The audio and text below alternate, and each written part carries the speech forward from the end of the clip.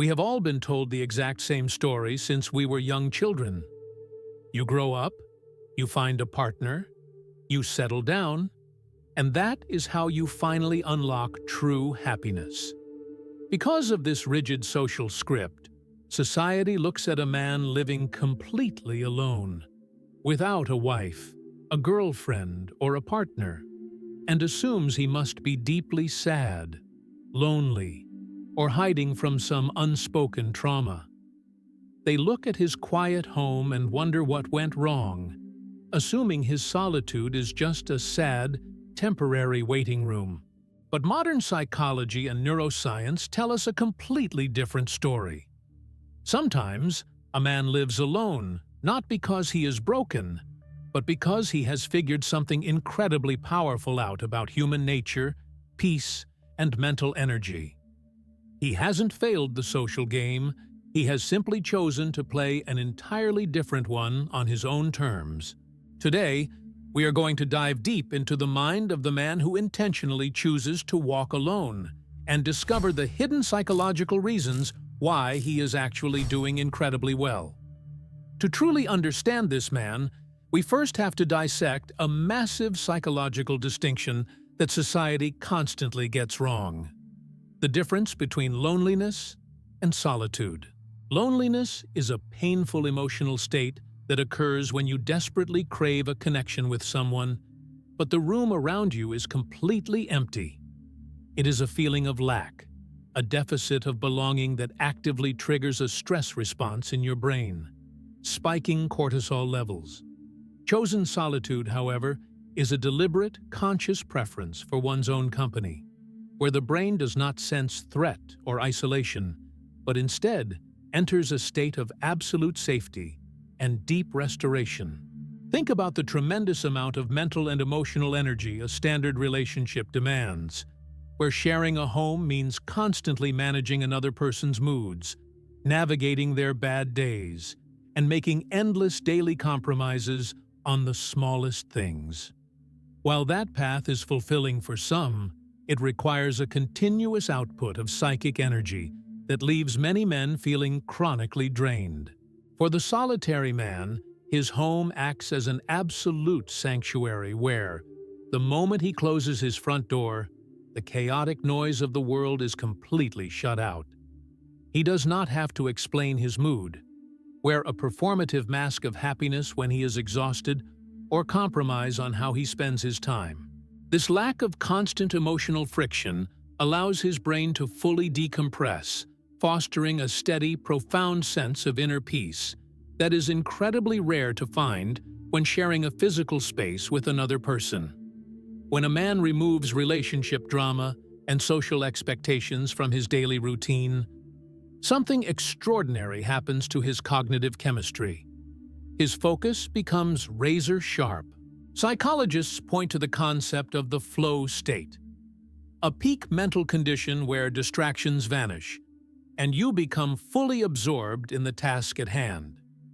In a typical relationship, a man's mental bandwidth is constantly fragmented by minor arguments, planning dates, or worrying about the emotional temperature of the household. This constant background processing causes what psychologists call decision fatigue, leaving very little energy for creative or professional breakthrough. But for the man who lives alone, that lost cognitive energy comes rushing back. His environment is highly predictable and free from sudden emotional interruptions, giving him the ultimate freedom to direct his time exactly where he chooses.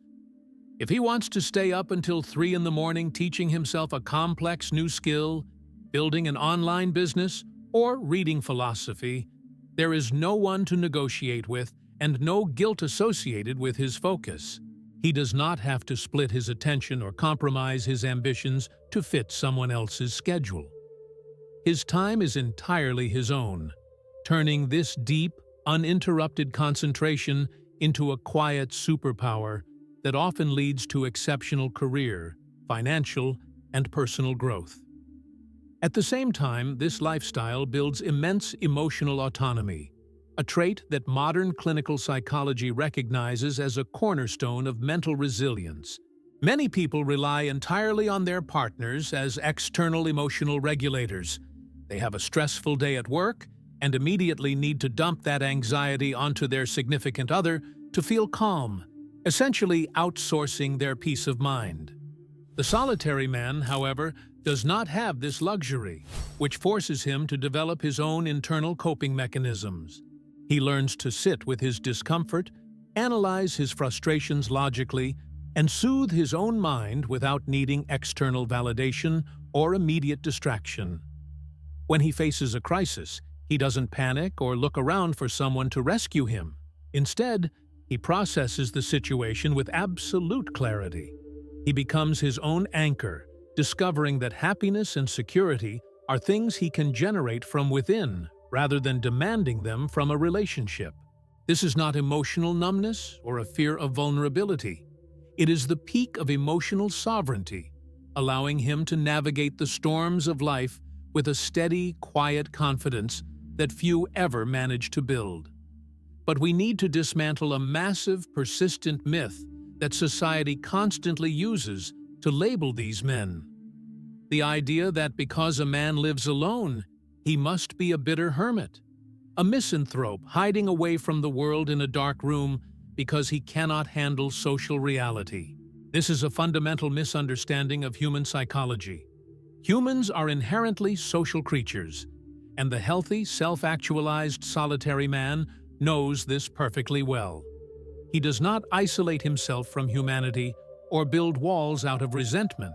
Instead, he simply makes a highly conscious decision to separate his need for deep, meaningful human connection from his need for a romantic relationship.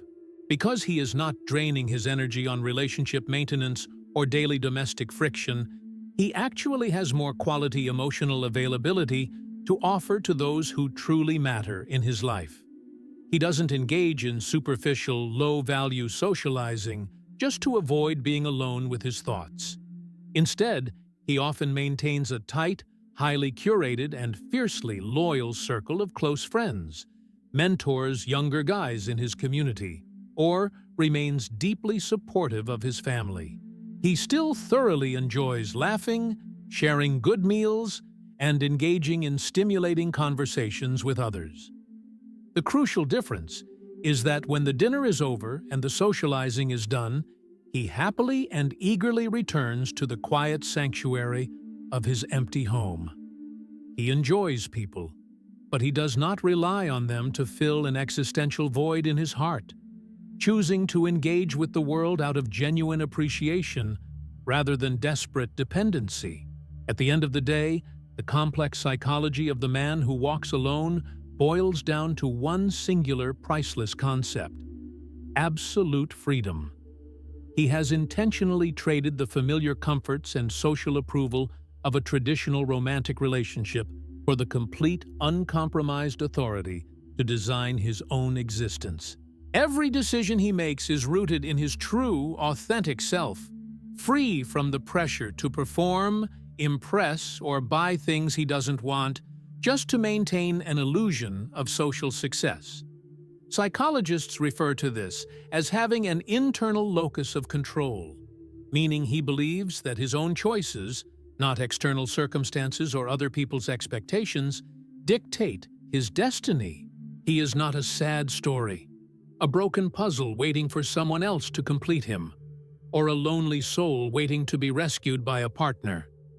He is a man who looked at the rigid script society handed him, politely stepped aside, and quietly built a peaceful, deeply satisfying life entirely on his own terms. He has discovered the ultimate truth that so many spend a lifetime running from: that true happiness is not something you find in another person, but something you cultivate entirely within yourself. What about you? Do you believe a man can truly find complete peace and peak performance in solitude?